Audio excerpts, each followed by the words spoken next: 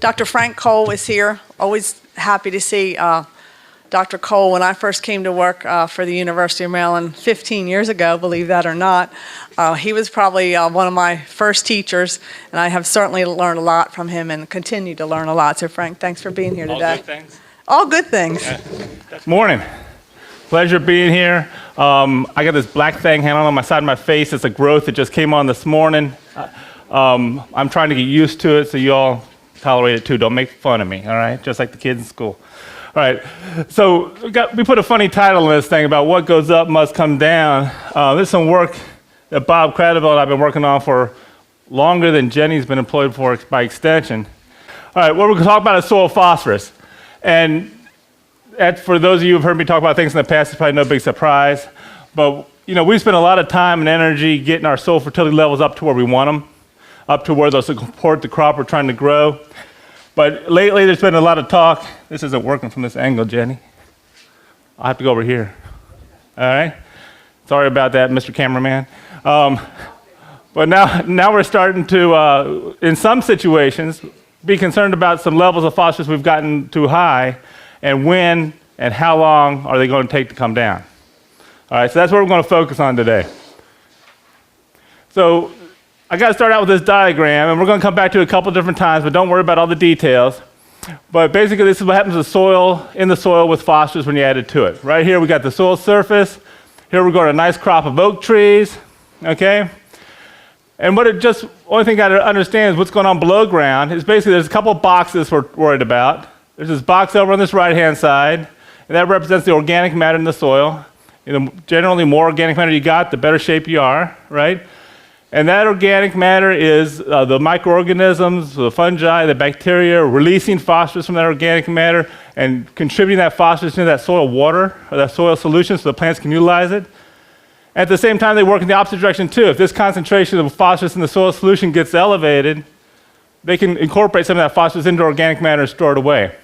All right, now this concentration of P in that soil solution, that soil water, is typically pretty low and pretty constant. But that's what is feeding your plant. Right, that's what's feeding your plant. And on the other side, we have the inorganic or the particulate side of the equation, and that's the clays and the iron and the iron and aluminum oxides, if you will, that are part of those clays that help hold on to that phosphorus and chemically tie it up in the soil. And as you introduce phosphorus into that soil water, it can be absorbed onto those clays and held, and the reverse happens because that's your return to that soil solution, replenishing that soil water, replenishing that phosphorus supply that the plant can use. So it's a balance between this organic material and the clays and the iron and aluminum in there supplying the phosphorus for the plant, right? So when we take a soil sample, we go out there and stick that probe in the ground, pull that soil sample out, dry it off, and send it to AgroLab or whatever lab we're using around here, okay? What are we measuring? What are we measuring in that soil sample? Are we measuring all the phosphorus that's in the soil? No, right? They take that soil sample and they take it in the back room, they shake it up with a magical cocktail. It has whatever name you want to call it. You heard names like malic and those kind of things. It's just the name of the chemical solutions used. And what that does is it measures whatever that phosphorus that was in that soil water, because that's going to be readily available. It's stripping off some of the phosphorus that's tied up in that organic matter, but just a small percentage of it. And it's stripping off some of that phosphorus that's held lightly onto those clay surfaces, but not nearly all of it, just a small percentage of it, and trying to represent how much phosphorus is going to be available to that crop during the course of that year that you're looking at for your cropping season. So that's basically what's going on there. So that's what's going on. We'll come back to this in a couple minutes and pull out some more details, but I'm going to show you some information here about some soil test trends over time. I'm going to show you this data on these graphs, maybe way too many graphs for some folks, but you'll get the idea of what the point I'm trying to drive home. And they're all basically set up the same way, so I'll lay it out what it looks like. What we have here is, starting in 1994, following soil test P levels for 16 years, up to 2010, okay? What we grew over the time, we had 4 seasons of back-to-back corn, and then we went a couple more years of corn, then we went to a corn, wheat, double crop, soybean rotation for the last decade. We're not talking seasons, decades, okay? 16 years, 94 to 2010. And what we have going up here on this vertical axis is the soil test P. That's soil test P, Malic 3P, parts per million in the top 6 inches, okay? So the question is, we had 3 locations. The blue is over in Prince George's County on the western shore, the red is the Y, just up the road here, and the green is Poplar Hill down near Salisbury.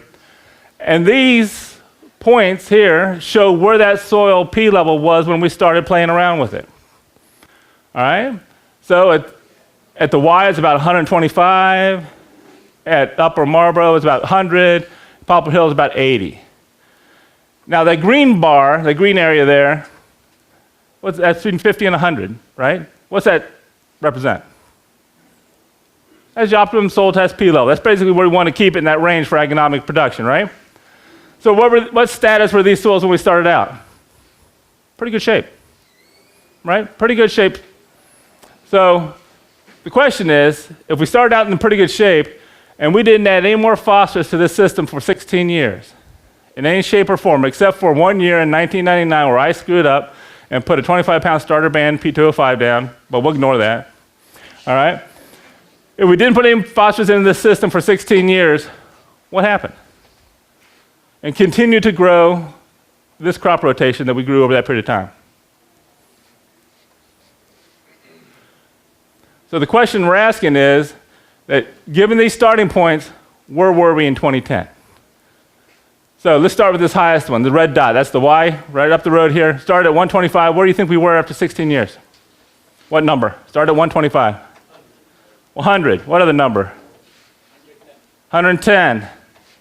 I like 3. I like 3 answers. 80. 80, 100, 110. All right? We end up at 60.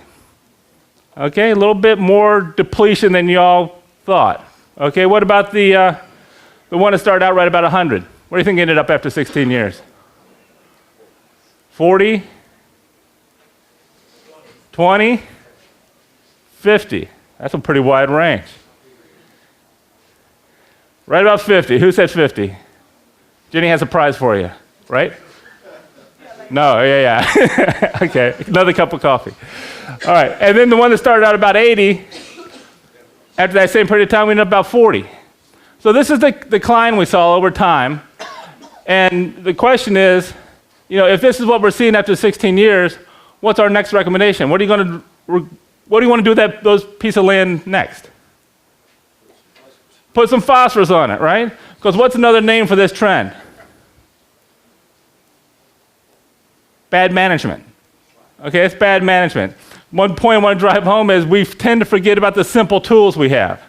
The simple tools are regular routine soil testing every, 2 or 3 years. Some people do it every year.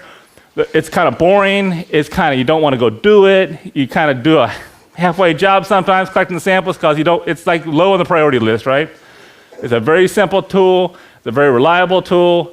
We don't want to forget about it. We don't want to be in a situation where we spend a lot of time, energy, and money getting those soil fertility where we want it, and then forget about it, end up in bad management. I know no one in this room would wait 16 years to take a soil sample.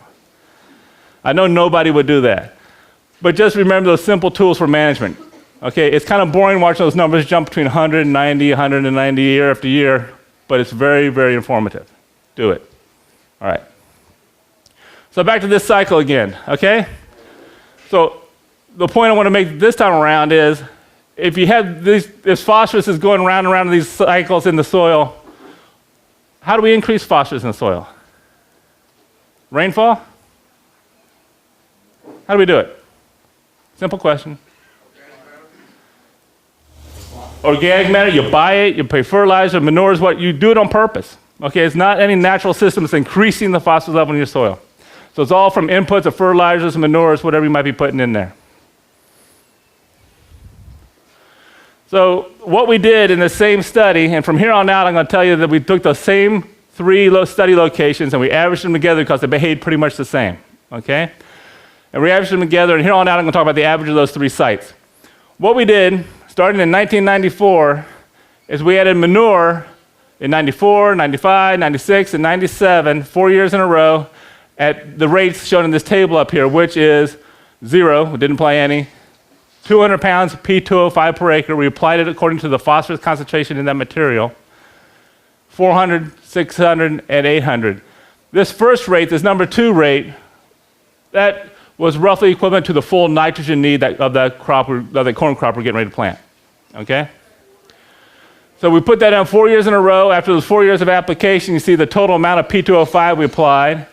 And in one location over on the western shore, we used dairy manure, and the 2 sites on the shore, we used poultry litter, and that's the tonnages we used to get that amount of phosphorus applied. Now, how many folks in the room use poultry litter? Okay. What's happened to the phosphorus concentration of poultry litter since 1994 to today? It's gone down. How much has it gone down? About half, right? It's almost about half as much P per ton in litter today as it was then. So we put on 2.5 tons to get this 200 pounds of P2O5. If we use today's litter, we'd be putting on about 4.5 to 5 tons. Okay, but this is 1994 litter. So we put this on and let it mellow for a year, and in 1998, this is the soil test P levels we had. About 100, a little on 200, about 300, about 450, and up to about 600. Okay? We already saw that, right? That's the 3 studies we had. That's what happened when we didn't do anything. That's what happens after 16 years of bad management, when we didn't take soil testing. This blue line down here at the bottom is exactly that same data with the 3 sites added together. Okay, that's what happened over those 16 years. Now the question is, when you have these elevated levels of soil P from manure applications, how fast do they come down? All right? So we have a range from about 200 to 600 soil test P level. Is 600 a big number? Yeah, it's bigger. Where's our optimum range, where we want to be? About between 50 and 100. That little green bar jumped up a little bit, but about 50 and 100. Okay? So 600 is a big number. Who's seen numbers bigger than 600? I have. A couple honest people in the room. Okay? They're out there. Okay, they're out there. Not everywhere, but they're there. So the question is, how do they behave? Well, if you look at the first level, and the second one at the same time, the trends, downward trend over time, pretty similar. You look at the next highest level of treatment, where we started at about 450, and the trend's pretty similar. Look at the highest one, we started out about 600, and the downward trend, pretty similar. Now remember what we did. We put manure on here in 94, 95, 96, 97. Haven't put any more phosphorus into that system since then, and that's what we got. Is that trend surprising to anybody? Yeah, no, maybe, I don't know. I didn't know what it's supposed to look like. Okay, maybe one surprise, okay? So the question is, if we happen to be one of those lucky folks in the room who raised their hands earlier, and we were farming this piece of land that had a soil test P level about 600, okay? And somebody in their infinite wisdom made a rule that applied from coast to coast that if you had a soil test level above some magical number, you should go to jail. We're not going to say what that number might be, but if someone made up a number like that, all right, which is the current topic of conversation in Annapolis, if someone made a number like that, the question is, well, what can I do as a manager managing this high P soil that's going to help me get down below whatever that magic number is? You saw the phosphorus cycle. You understand how all those boxes turn over, how they all mesh one into the other. What can I do to lower that soil P level? Don't apply anything, right? Only additions that go into a soil system are additions we make on purpose, for the large part. So you don't apply anything. That's the most restrictive thing I can do, is not apply anything. So the question is, let's pretend that someone made that magical regulatory number 100. Soil test P level, right here. Let's say that someone thought about that, and someone has thought about that. Let's say that someone thought about that, and let's say you were this person farming this piece of land that had a soil test about 600, and the question is, how long am I going to wait growing a corn soybean rotation until that soil test P level drops down below 100. If I'm following this trend, let's follow from right here when that corn wheat double crop soybean rotation started in 2001. This trend right here, if I'm following that trend, how long do I have to follow that trend until I get below that 100 level? If I follow that line down there and over here and across the Bay Bridge and over there, if I follow it that way, how long do I have to wait? Give me a year. 30 years. Give me a date. I don't want to do the math. 2030, 2040, 2020. If you do the math, it's 2046. Back up one. All right?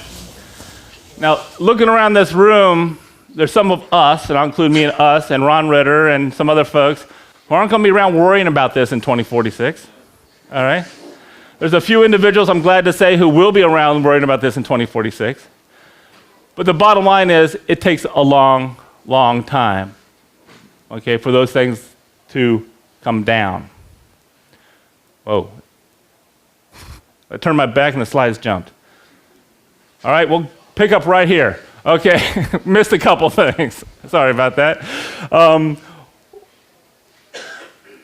me figure out where I am. Okay, the way we pull soil test P levels down is how?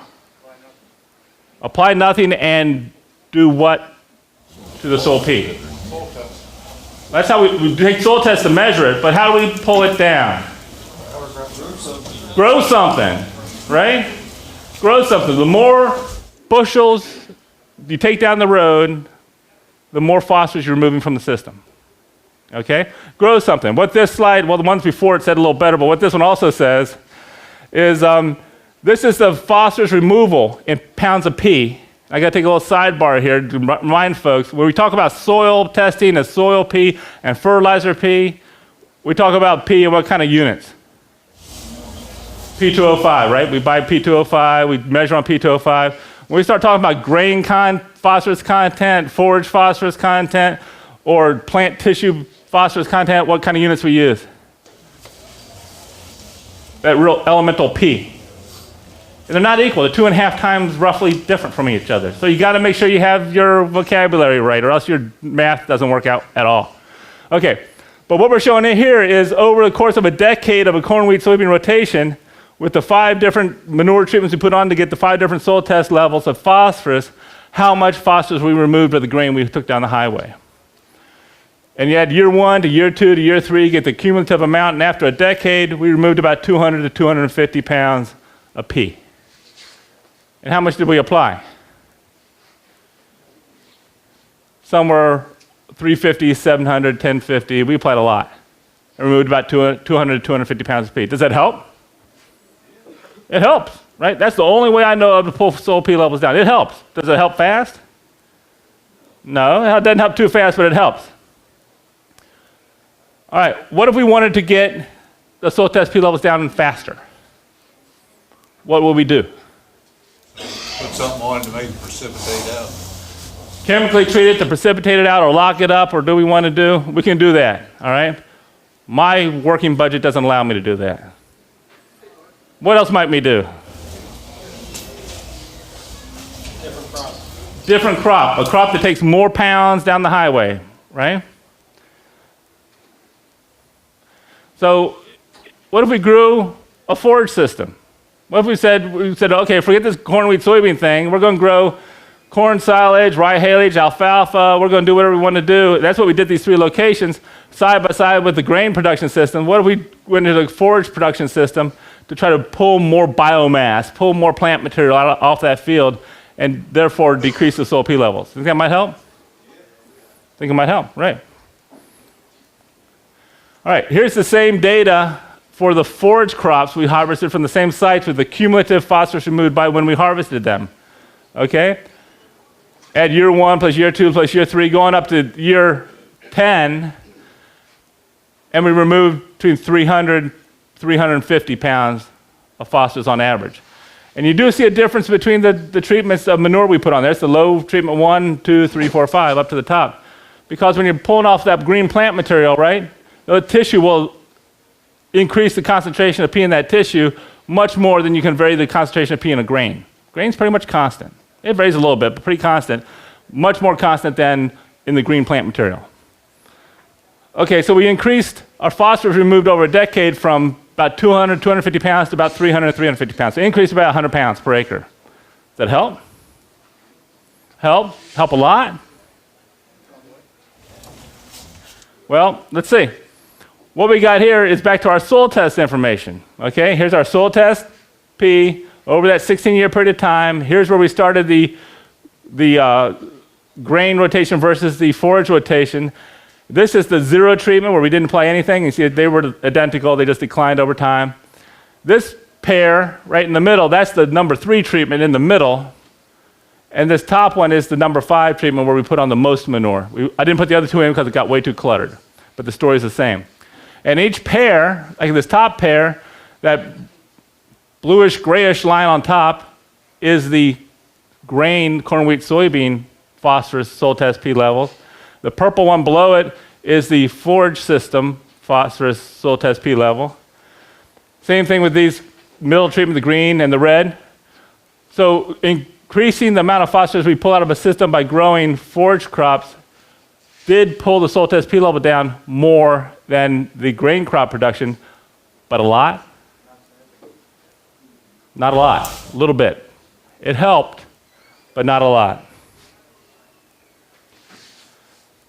So what do we learn? All right, what have we learned? We learned that if you have a good soil test P levels and you spent time, energy, and money to get them that way over years and you forget about them, what do we call that? Poor management, right?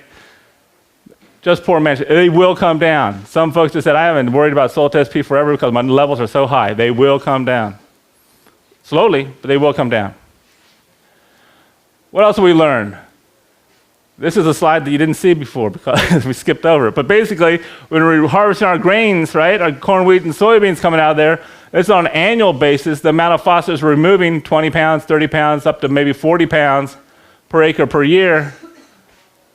It's substantial, but it's not huge compared to how much phosphorus is in that system, right? We are removing 20 to 40 pounds of P, but it's more than a drop in the bucket, but it's not huge.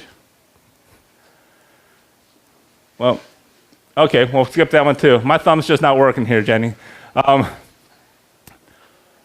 The question was, remember we talked about in what year, if we had this high soil test P level, and we continue to put nothing in there, but we continue to crop it hard, and what year are we going to get down to that 100 number or whatever that magic number that somebody wrote in a document and said we had to do? All right, what year would you say that might be for that highest treatment we had? 2042. 2046, something like that. Well, I'm questioning whether that's even true. I mean, I'm thinking maybe we're just talking about managing a whole different equilibrium system here, where we just have more phosphorus in this system that we're going to have to manage. All right? And from an agronomic point of view, what difference does it make? Just from an agronomic crop management point of view, what does it matter whether I have level 1 or level 2 phosphorus in that soil? So let's presume that we're above the level where we're going to have any phosphorus deficiency. Let's presume there's enough there. We're above that optimal level. What does it matter if it's a little bit higher? Shouldn't. One comment. What's the matter if it's a lot higher? We tie up other stuff. Well, most folks, the comment was it would tie up other stuff. I've heard that lots of times. What's the most common way we get soil test P levels elevated to these higher levels? Is it because we bought a lot of phosphorus fertilizer and got them up that way? No, it's usually through adding manures, right?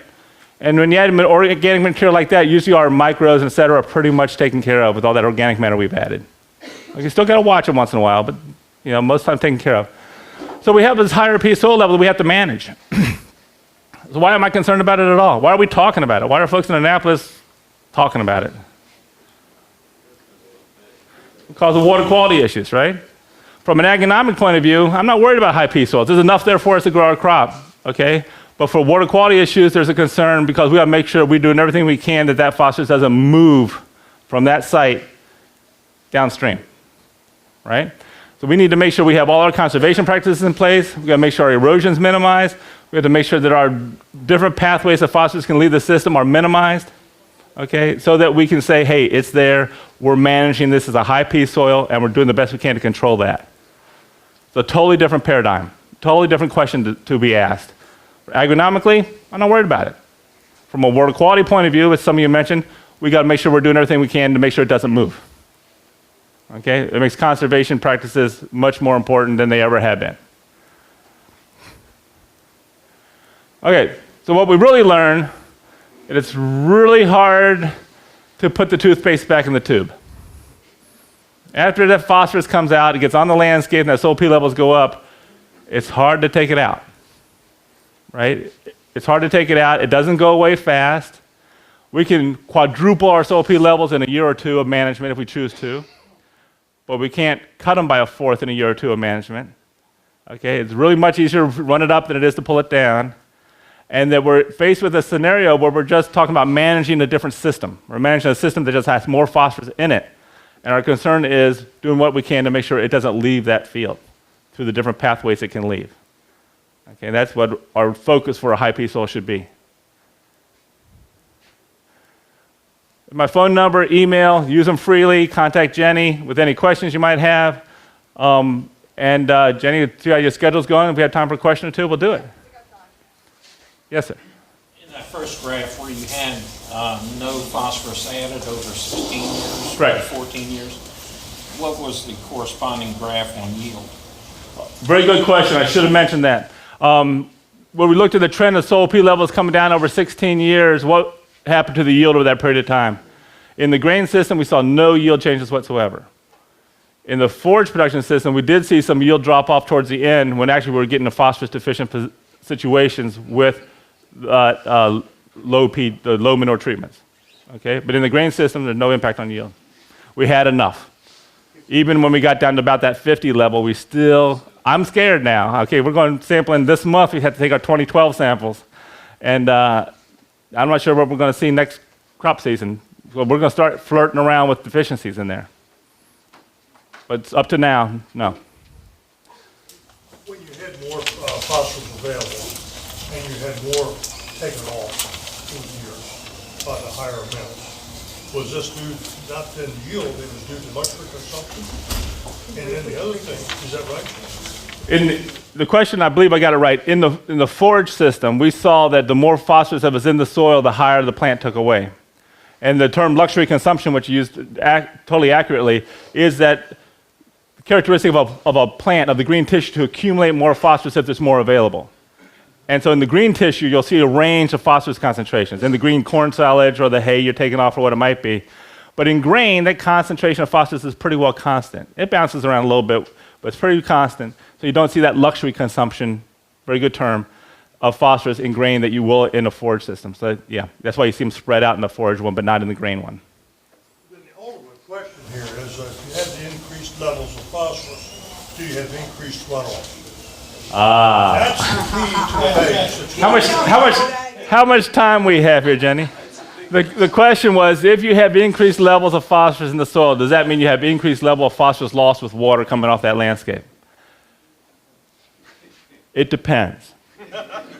Okay, it depends. That's why we have these wonderful, nifty tools called the phosphorus site index, some of you have heard about, that assess the different pathways of phosphorus come off with erosion or surface runoff or subsurface drainage, and assessing kind of the risk for transport of P by each of those pathways, because each field is different. You know that one field drains different than the next field. Okay, they all drain different, soil types drain different. How you manage that landscape causes potential for loss to be different.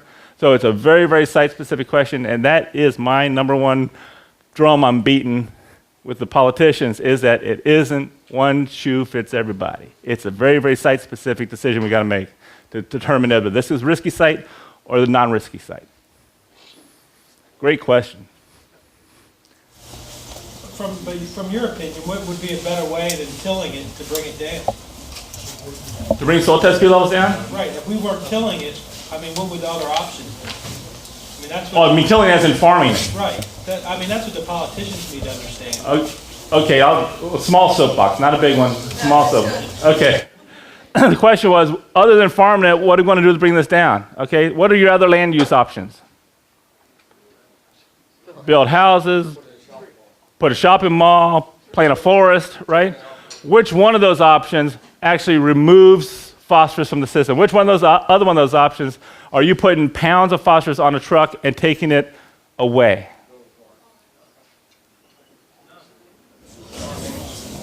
Right. One of the worst case scenarios I can think of is where you take a soil that had been mismanaged for a long, long time, and the soil P levels were 8 zillion, whatever that big number might be, and then you develop it. And you put in stormwater retention ponds and swales and all right? You're forcing water to leave the property, right? Because you don't want puddle in your front yard. You're forcing water to leave the property, and you're taking nothing out of the system. Okay? You're absolutely right. Question's great. Like loblolly pond or something like this. Okay, the question is, what do you put in a tree management system? Whatever phosphorus you're accumulating in the biomass of that plant material is sequestered in that plant material. Then when you harvest it, if it goes away, then you've taken it away. But that's a 30-year solution, right? Right.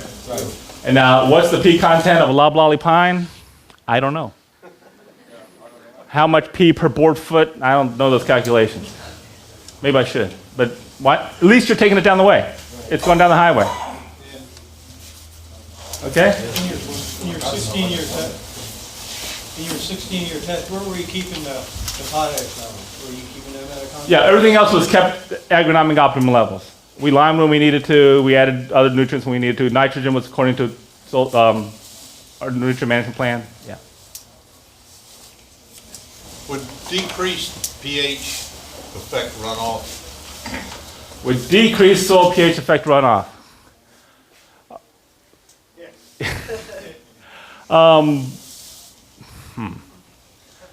Depends. It depends. In the range we're talking about in agronomic production, where say we go from 5.6 to 6.8, in that narrow range, not much. If you start dropping it down into 4s and up into the 7s, yes, you have some big changes. But in the range we try to manage, I don't think it's going to change a whole lot. Short answer. There's a long answer. There's a short answer. What is your potassium levels on a CRP piece of ground where everything's moved off, put back on? Wow, I love questions I have no answer to. The question was, for CRP land, where you're mowing stuff off and just letting it sit, what happens to soil potassium levels? Okay? My gut would tell me that your only thing you're doing is you're mining potassium from deeper in the soil and you're bringing it back up into the surface of the soil and you're creating a little bottom to top cycling, but the total over the depth of that rooting zone probably doesn't change a heck of a lot. Because what? You're not taking it, it's not going anywhere. You're not creating matter or destroying matter, so it's not going anywhere. I would that would be my guess. I don't know. Thank you very much. Great questions. Thanks, Frank. We'll hear from our sponsors. Eric Mast is here from Conklin Agro Advantage System. I want to thank Jenny for being so willing to help out in this every year. With the Conklin Agro Advantage System, I've been hearing a lot about management today, and we fill a role in management in a very, very important part in the farming industry. We help with your input needs. I would encourage you to come by the booth or talk to Brett Patchett or Alex Rogers. We're going to be having a meeting a week from tomorrow in Ridgely, Maryland at the Ridgely Diner. Am I correct, Brett? I believe that's 9:15 registration, 9:45 we're going to start the meeting, and we're going to talk about management. And one of our key things is we have over half of the national corn grower winners using our program. And I'm not saying that you want to become a national corn grower. I'm not saying that. But we learn from what they do. And I would encourage all of y'all to take a look at what they do. They don't just use our program. They institute other things. They take the knowledge that we provide and they use our system, and then they do other things. I've heard a lot about management, and I encourage you all to look at the management issues in your farming operation. We can help with your costs. Thank you. Thanks, Eric. Paul Gunther. Paul now works for Alan Corman and Sons. I will give you a little update. Maryland Department of Ag, the pesticide division, they had 47 complaints this year. 7 were ag, and only 1 was aerial application, Paul, you'll be happy to know.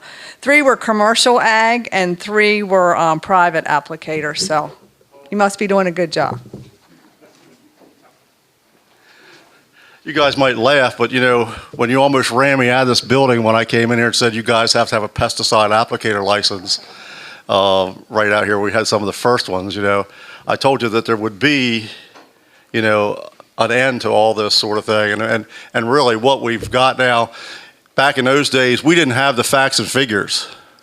But now we've got the facts and figures to show that you guys and the commercial guys are doing a good job with what they do.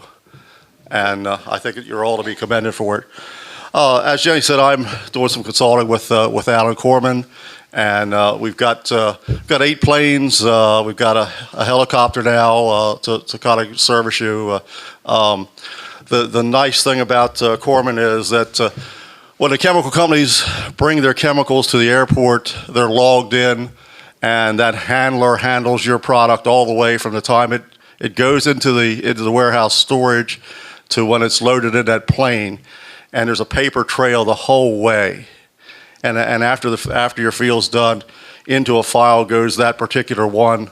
And if there's ever a problem, we also have a file of the flight plan and the GPS, how it follows the plane. That's stapled right to your report. We can pull that out. I can kind of show you, you know, the field, how it was done, and how the plane was actually making the circles around. It looks like a field with spaghetti marks on both sides of it. But we can actually do that. And the thing that I really found most impressive about Corman was the fact that, you know, when EPA does their regional training, they use Corman's airport and use his facilities there to train their people. So they must be doing something right. We appreciate your business, and thanks, Jenny, for letting us speak today. Thanks, Paul. Thanks, Paul. You know, Paul taught me everything I know, if that's good or bad.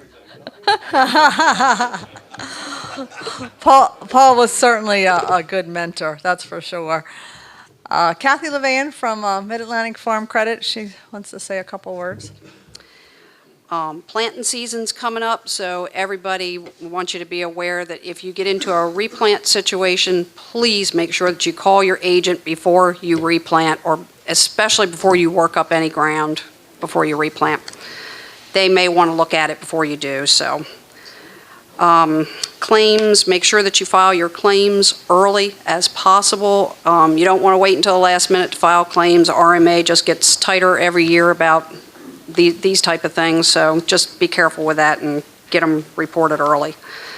And John Hall asked me to mention that you can set a price floor for your crops this year with the revenue policy, and he will be glad to discuss that with anybody that has any questions. So does anybody have any questions about crop insurance for this year? Yep, good. Kathy said good. We have plenty of crop insurance agents here, and they all do a very good job and help us tremendously.